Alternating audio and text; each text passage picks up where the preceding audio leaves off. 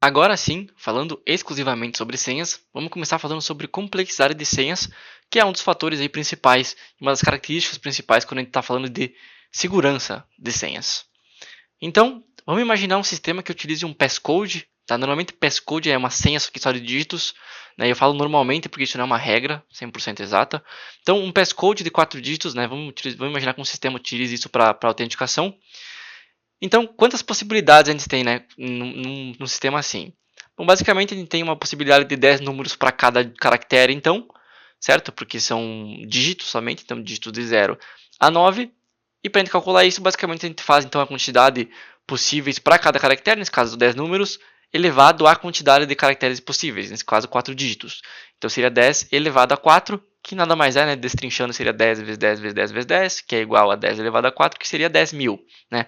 10 mil possibilidades, pessoal, para o poder computacional que a gente tem hoje em dia, é pouquíssimo. Tá? Então a gente conseguiria, por exemplo, descobrir essa senha em questões de milésimos de segundos. É claro, considerando, por exemplo, uma exploração offline, que não tenha nenhum sistema de proteção.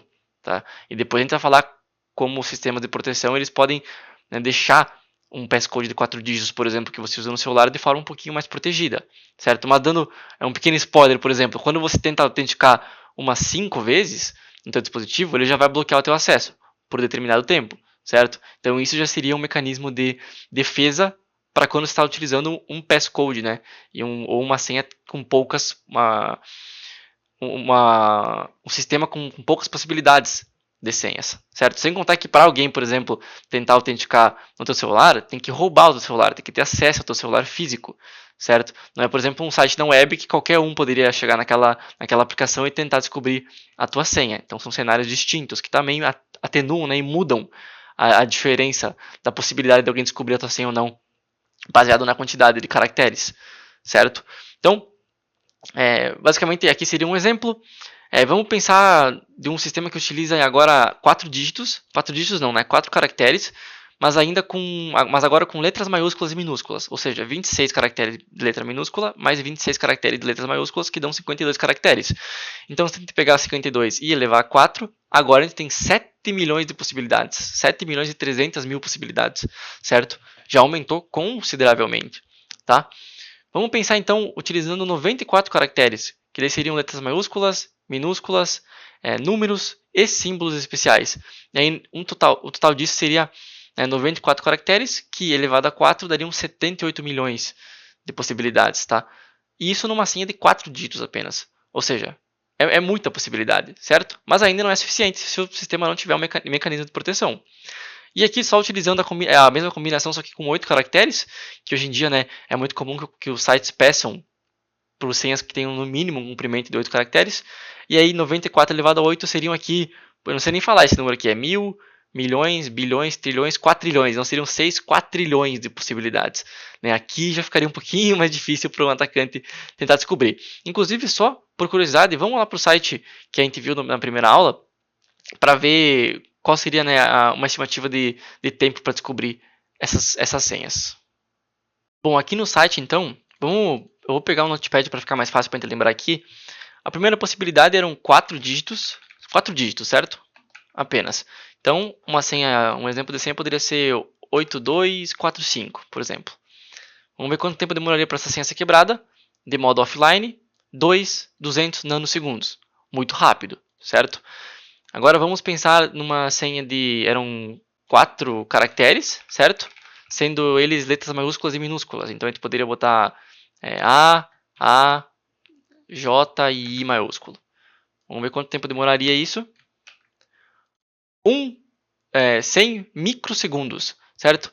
Se não me engano, micro é menos que nano. Milimicro, eu lembro da escola que tinha milimicro, nano pico. Então nano é menor. Essa aqui demoraria um pouquinho mais, então. Essa aqui demoraria 100 microsegundos em vez de demorar nanosegundos, né? 200 nanosegundos. Então essa aqui demoraria um pouquinho mais, mas percebam que é um tempo irrisório, né? Seria descoberto praticamente instantaneamente. Só que lembre, pessoal, que isso aqui é sem mecanismo de proteção nenhuma. Né? Dando um exemplo do celular de novo, se o teu celular está protegido aqui, mas ele te bloqueia, por exemplo, a cada 5 tentativas, e depois que tu tentou a quinta, ele vai te bloquear a cada tentativa, por exemplo, por tempo determinado, isso aqui demoraria muito mais, certo? Porque aqui a gente está considerando que não tem nenhum mecanismo de defesa. Então, o ataque, né, o atacante testaria, por exemplo, 000 e logo 1 milésimo depois ele testaria 001, né, e milésimos porque os processamentos hoje em dia são muito rápidos, né? Então, por exemplo, ele tentaria todo esse tipo de senha, que é um ataque de força bruta, de forma muito rápida, certo? No teu celular, quando chegasse aqui, por exemplo, ele seria barrado. E depois ele só conseguiria depois de 30 segundos. Depois uma tentativa. Depois ele teria mais uma tentativa e seria bloqueado por 1 minuto. Então, né, por ter esse mecanismo de defesa, demoraria muito mais. Mas aqui a gente está considerando sem defesa nenhuma, né? Que é o que a gente chama de quebrar a senha de modo offline. Inclusive a gente vai aprender isso na aula de hashes, tá? Como fazer isso. Então, vamos para a terceira possibilidade. A terceira possibilidade era...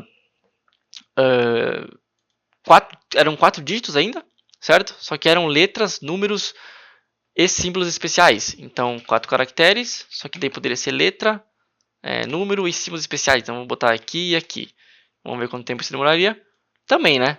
Mesmo tempo, basicamente, porque seria quase instantaneamente pela quantia, né? De possibilidades, né? De caracteres. Então, percebam que, lembram que eram 78 milhões de possibilidades que a gente tinha. E mesmo assim, de modo offline, isso seria quebrado quase instantaneamente.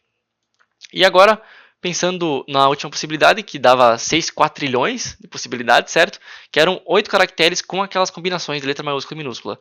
Então, 8 caracteres com letra maiúscula e minúscula, vamos botar como senha aqui, cat, 22, isso e isso. Vamos ver aqui, já deu 4, 7, vamos botar uma letra minúscula também, vamos botar A no final. Né? Botar U, só para mudar. Aqui já demoraria de modo offline 8 horas para ser craqueada essa senha sem proteção. Mas agora pensem num caso do celular também que te barra a cada 5 tentativas, isso aqui beiraria o impossível, né, de ser craqueado se a gente colocasse um sistema de proteção. Tá? Então, basicamente é isso sobre complexidade de senhas. Vamos falar um pouquinho sobre os requisitos e as recomendações do NIST, que é uma instituição de padrões de tecnologia extremamente renomada. Então vamos voltar lá para os slides. Falando das recomendações, então a primeira é que as senhas devem ter no mínimo 8 caracteres, como a gente viu. Claro, tem casos que são exceções, por exemplo, no uso do celular, né? Porque muito se fala da usabilidade, né? Por que não pede, por exemplo, uma senha que tenha 20 caracteres, já que a senha o tamanho da senha é um fator muito importante para a complexidade? Por usabilidade, né, pessoal? Por exemplo, se tu fosse entrar no teu celular e toda vez tivesse que digitar uma senha com 8 caracteres, com letra maiúscula, com letra maiúscula, com símbolo especial, seria um saco, certo? Então o usuário poderia até desistir de usar aquele sistema, usar o celular de tal marca e usar da outra que não, né, exige que a senha do celular seja tão complexa, certo? Então tem que se pensar muito na usabilidade, né? Se o usuário vai continuar usando o produto, porque afinal de contas tudo é desenvolvido para que o usuário utilize, certo? Com o objetivo final. Então, dependendo da ocasião, a senha pode ter menos que 8 caracteres, mas num geral, sempre que possível, e se a usabilidade fizer sentido com aquilo, por exemplo, numa aplicação web, tu não precisa estar logando toda hora, que nem tu precisa estar desbloqueando teu celular toda hora. Então faz sentido que numa aplicação web sejam cobrados 8 caracteres. Em sistemas mais complexos, por exemplo, que acessam dados médicos e acessam dados bancários, pode se pedir até mais que 8 caracteres, certo? Outra recomendação é que as senhas devem aceitar todos os caracteres ASCII printáveis, então letra maiúscula, letra minúscula, número, incluindo então espaços em branco e também caracteres Unicode, como emoji. Então, talvez tu nem soubesse, mas tu pode utilizar um emoji na tua senha, por exemplo. Aqui ele fala o verificador como sinônimo de o próprio sistema, né? O sistema que está fazendo a autenticação, então a aplicação em si. Então, o verificador deve comparar a senha com valores comumente usados. Tá? Hoje em dia eu estou vendo isso cada vez mais ser implementado. De, por exemplo, tu vai lá e tu usa a senha como senha 123. Aí ele percebe que isso é um padrão muito utilizado. Tanto o fato de tu utilizar números consecutivos, como 1, 2, 3, tanto o fato de tu utilizar uma palavra muito utilizada para senhas, como a própria palavra senha, certo? Então é comum que hoje em dia os sites falem, ó, tu usou uma palavra muito comum de ser encontrada em senhas, não vou deixar tu utilizar essa senha, né? Utiliza alguma outra. Também é muito comum que isso seja feito a nível empresarial, né? Então vamos supor que o nome da empresa é justamente CAT22. Então a gente poderia bloquear os nossos usuários de criar qualquer senha com CAT, porque é muito comum que o usuário ele use, por exemplo, o nome da empresa para colocar como senha, certo? Então isso aí seria uma das recomendações do NIST também. As aplicações não devem pedir para os passwords serem trocados frequentemente, tá? Então isso já foi até assunto de polêmica, porque uma vez era muito comum que tu pedisse a rotação constante da senha, justamente para evitar que, por exemplo, se a senha foi vazada, que aquela senha seja trocada frequentemente. É claro, se tu sabe que a senha foi vazada, tu tem que trocar ela, mas não recomenda, se caso ela não tenha sido vazada, tu trocar, tá? Porque uma vez trocava-se independente dela ser vazada ou não. Hoje em dia só é recomendado se ela vazou, certo? Por quê? Porque a própria recomendação diz que é muito melhor o usuário ter uma senha só que ele lembre e que seja forte do que ele fique rotacionando. Porque se ele ficar rotacionando as senhas, né, se o sistema fica pedindo para ele trocar senhas frequentemente, ele tende a criar senhas mais fáceis e mais adivinháveis, certo? Mais passíveis de adivinhação. Então por isso que isso não é mais uma recomendação, né? Não é mais uma recomendação pedir a troca frequente e é uma recomendação não pedir a troca, certo? E aí tem também o último desse slide, que é os verificadores, eles devem ter um controle de rate limiting, que é limitar, né, a quantia de tentativas de senha, né? Por exemplo, o exemplo que eu já dei aqui algumas vezes do fator do celular em si, né, que bloqueia as tuas tentativas depois de 5 tentativas, 3 tentativas, enfim, né, ou até mesmo depois de uma tentativa, caso tu já tenha sido bloqueado previamente num pequeno período de tempo, tá? Então essa seria a outra recomendação do NIST. E aí, para finalizar, algumas outras aqui.